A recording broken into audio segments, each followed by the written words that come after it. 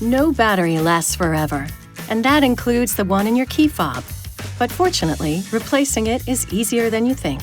All you need is a small flat blade screwdriver and a new battery, in this case, a CR2032 3V. First, push the sides of the key fob inward and slide the cover off. Next, remove the emergency key from the housing. Rotate the battery plug counterclockwise to remove it. Then use a small flat blade screwdriver to pry out the old battery. Insert a new battery with the positive pole facing up and reinstall the battery plug. Rotate it clockwise to tighten it. Now just reinsert the emergency key, reinstall the cover, snap it shut, and you should be all set.